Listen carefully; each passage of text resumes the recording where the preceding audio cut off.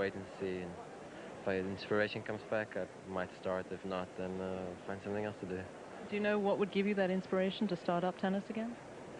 No, I think you feel if the desire comes back to be willing to put in a few hours every day, and then I see no reason why I wouldn't start. But it hasn't come back yet, so I'm not sure.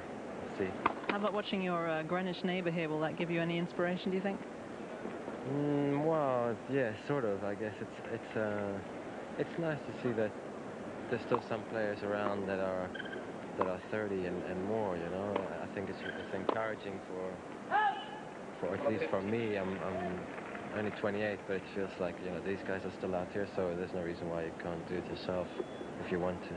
Most players have been at the top. When you talk to them, they have a difficult time sitting on the sidelines just watching. How's the experience been for you so far tonight? No, it's not a problem at all. I think I enjoy watching tennis. I watch a bit on TV, and I think even for me, you forget. You keep watching on TV, and you're never around that pro circuit. And when you come to see them play live, then you know, you've forgotten how fast the game actually is. And I just enjoy it. Well, I'm sure there are many people out there who will be hoping very much to see you back on the tennis court. Thanks very much, Mats Wilander, and back to you.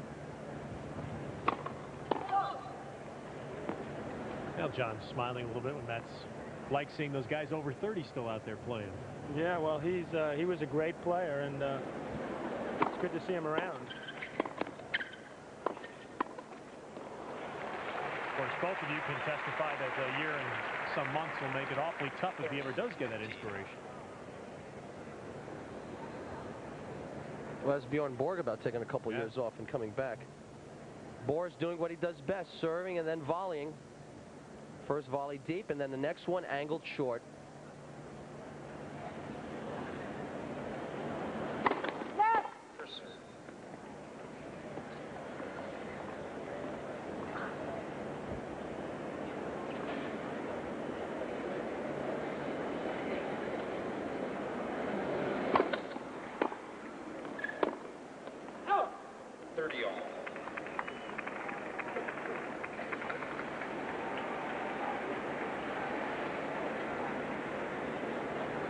Is Becker playing aggressively early in your mind? I think both players are playing with their game plan in mind. Becker coming into net, playing solid, looking for opportunities to come into net.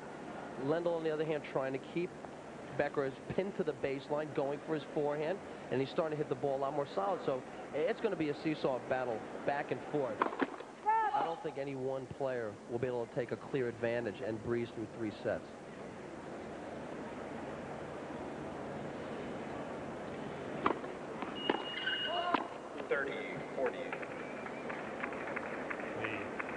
The second double fault by Becker gives Lendl a break point. It seems like Boris has lost a little bit of concentration, though, in this service game. I don't know if it was because he was watching Mats being interviewed, but he's lost his focus a little bit right now. Deuce. You can see him trying to pump himself up now. I think he realizes he's letting it slip a little bit. And having watched Ivan play, I'm sure he's seen that he started slowly every match. So he's got to figure that Ivan's going to get better as time goes on. So he doesn't want to get a set down to him.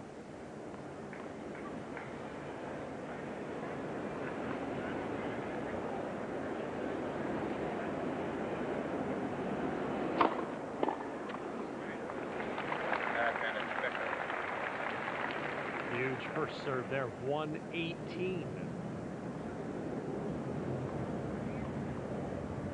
That's just such a great thing to have in your pocket, though, at a big point when you're a little bit tense and tentative, to bomb one of those serves out.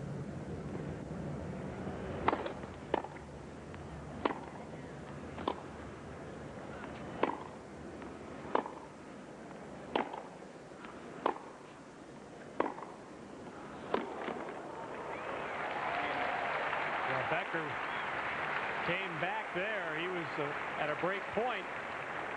2 big first serves and then a good point to hold. Some heavy ground strokes exchanged at that point.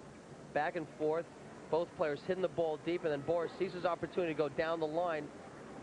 Lendl not that quick off the mark, not able to get to the forehand.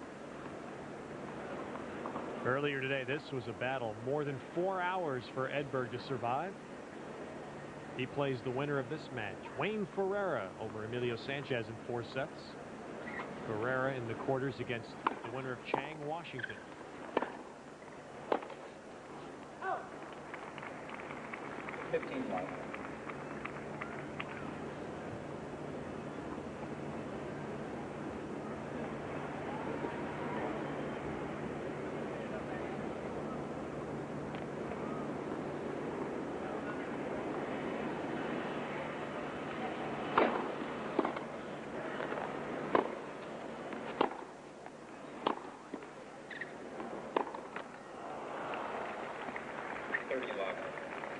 Ted, I think what you're going to see in this match, too, is Ivan Lendl hitting out more on his backhand.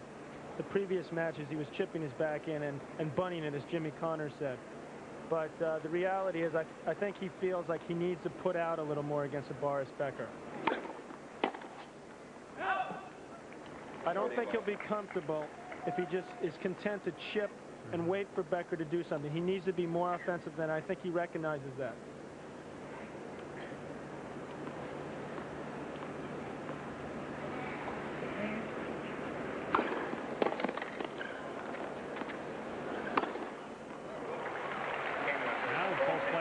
Holding, and we stay on serve in the first. We are on serve on Stadium Court, and we'll be going to the grandstand throughout the night as well. Checking in, Michael Chang and Malavia Washington have just begun their match.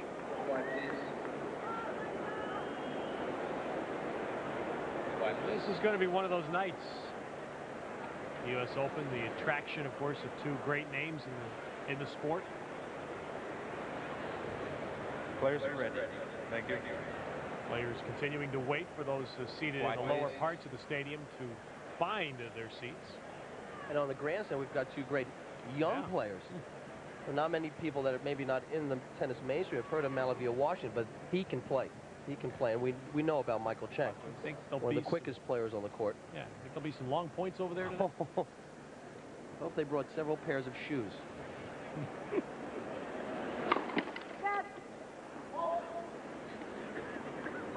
If Chang's the quickest guy around, Washington's certainly in the top 5. I'll tell you that right now.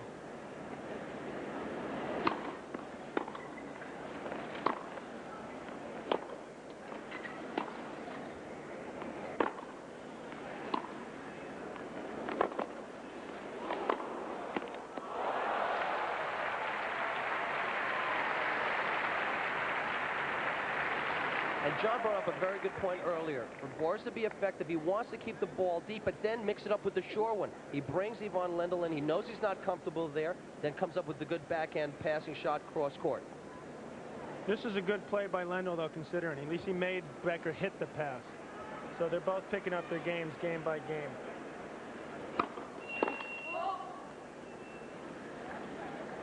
If Becker hadn't hit that just right, it was Lendl's point. Second serve.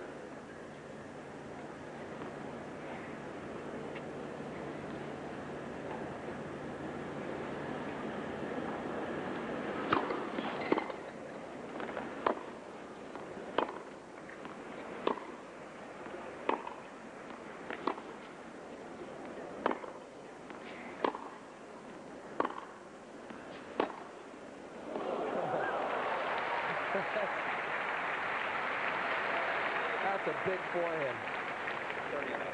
Well, Lendl is still the winningest player in matches here in the Open during the Open era. Sampras moving up. That's very impressive for a young player. And Becker 5th. That was just a monstrous forehand he just hit, though.